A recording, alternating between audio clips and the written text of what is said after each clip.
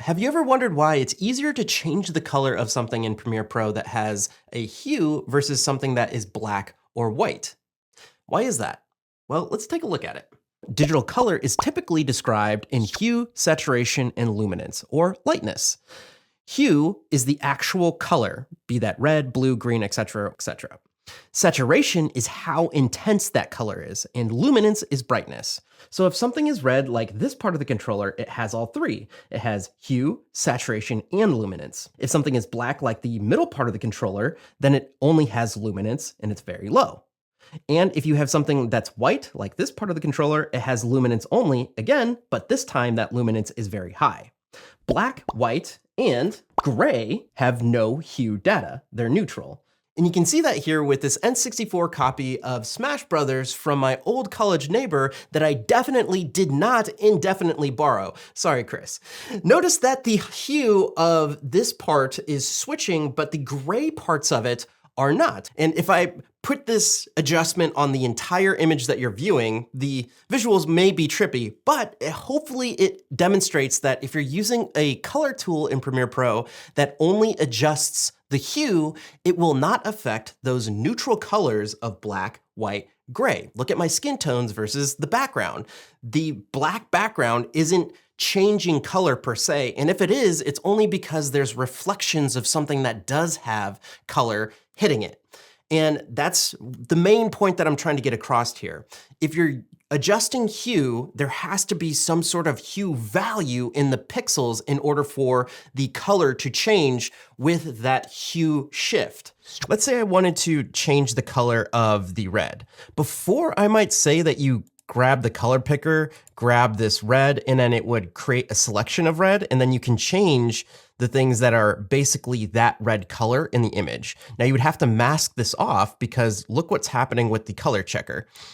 These hues right here are switching. Go up to your object mask tool, draw a mask around the thing that you want to change the color of, and just assign that mask to our Lumetri color.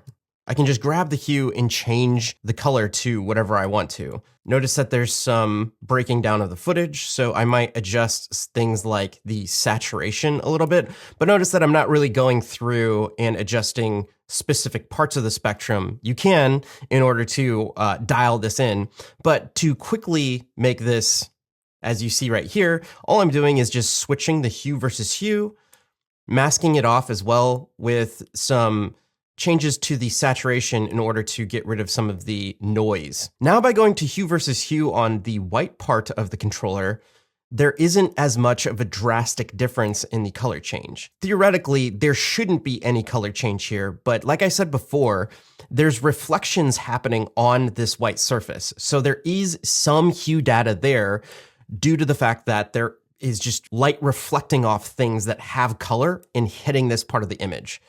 But if you actually wanted to change the color of something like this, think of it like your camera in white balance.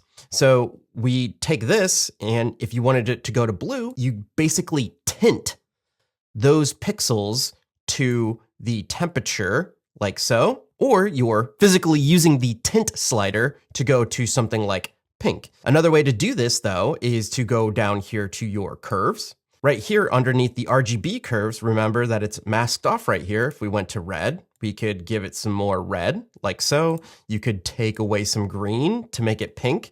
And this is getting a little bit more believable in this being a pink part of the image. Another way to do this is if you were to go to your color wheels. And again, you're basically just messing with the midtones, the colors in the shadows, the colors in the highlights to achieve a color that you're looking to get. So if we're going for that green, here's where it starts to break down though.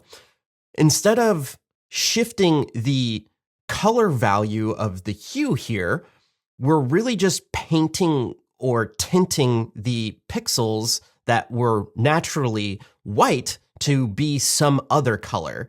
So whenever you switch the hue of this part of the image, it will look more natural because the brightness and shadows are withheld. Whereas here, notice that anything that's in the shadow is also tinted. So Obviously, this is to the extreme, but I would need to maybe bring this back so these shadows don't have that greenish tint. Notice that my midtones are all the way to the green. So maybe I don't want my midtones to have that greenish tint, but maybe I want this to be like this pinkish color. Now let's talk about the black part of the controller.